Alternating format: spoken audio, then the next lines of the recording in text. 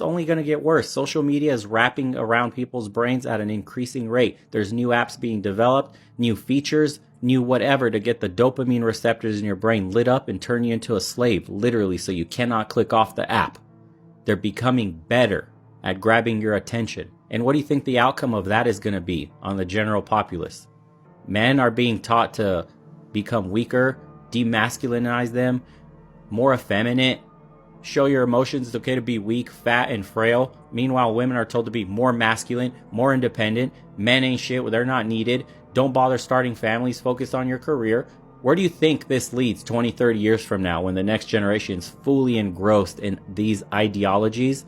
What's interesting is that you get lonelier the more that you use social media. Really because of like this social comparison that when you use social media, you kind of see other people too much. You see and remember way too many people that shouldn't be in your mind, who are, no offense to them, but they are irrelevant. They're not important. What matters is you in your real life and the people around you. But when we're on social media, we see hundreds, thousands of more people. And that really fucks our brain because our brain kind of understands like, oh yeah, like we're not really friends with them. We haven't seen them in a while. They don't talk to me. They didn't invite me. You know, they're all like, this is a group of people. They didn't invite me. You see this glimpse into perhaps a fake life that people are representing, and your brain can't help but to feel like shit and so lonely because of it. Guys have terrible attention spans.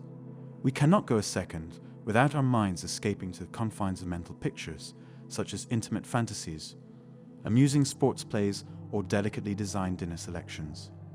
Women, however, have strange attention spans. Modern social media is to blame for the eradication of the modern good girl. It is almost impossible for a girl to think of one thing and one thing alone for a single moment of time, as their brains are continuously assaulting their thoughts with an endless amount of reminders, priorities, emotional interpretations, schedule changes, the list goes on.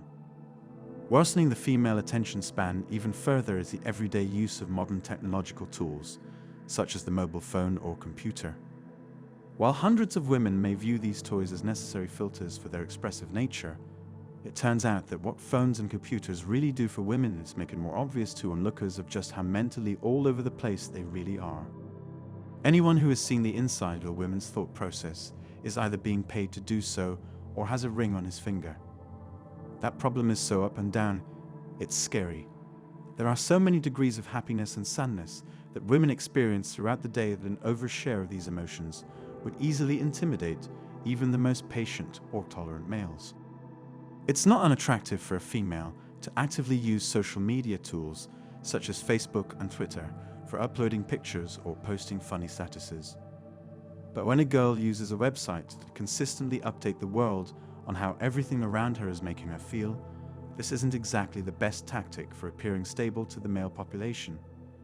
Women also tend to have much more extreme feelings than men, so it's safe to say that when even the most classic sites like LiveJournal were invented, the creators did not consider what females were okay with putting on the internet for everyone to see. Twitter and Instagram allow women to make a scene, something they love doing, out of anything they find amusing throughout the day. This might as well be compared to a bird trying to find a good spot to do its business, while chasing a shiny object, while seeing if any of the birds nearby would make good mates.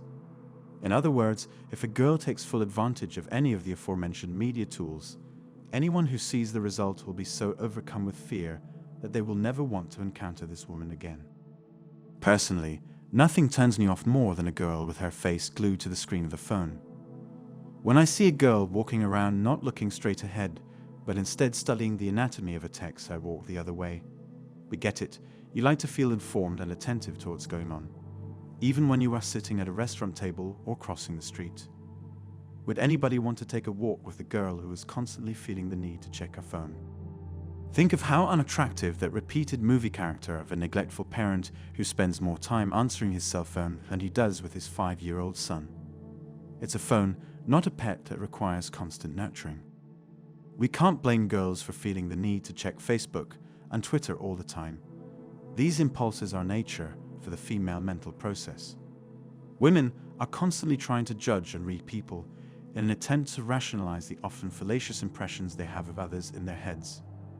They are always pondering what their friends' love, interests, or colleagues are thinking, feeling, along with who they are associating with in their spare time. Smartphones allow us to check social media sites whenever we please, most of which allow us to post our thoughts and feelings. So, suppose a girl is given the opportunity to take one giant step closer to their goal of being able to read their friends' minds with the push of a button. In that case, it doesn't take a genius to understand that checking statuses, tweets, and any social media updates from anyone they care about will soon consume a startling amount of the average girl's day. Giving a woman a smartphone is like giving a man a flashlight that could be folded up to fit into a pocket. We would always be using it. Would girls like to see me constantly going to the bathroom every second to use this newfound tool? No. When a guy is in the presence of a girl he likes, there are few things more devastating to his confidence than seeing a girl look down at her phone on a way too regular basis. We already have worries that you are more mentally messed up than we previously thought.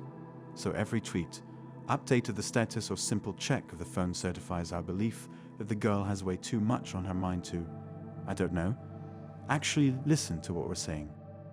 Girls wonder why so many men are into the more laid-back ones who don't try to draw that much attention to themselves or seem careless about the little bumps in the road throughout the day. This is because not placing importance on things that can wait to be addressed when a girl is alone, along with not showing concern for things that shouldn't directly impact a girl's mood, is extremely attractive. We like girls who can just chill, because that's all we really want to do to get to know you and really enjoy your company.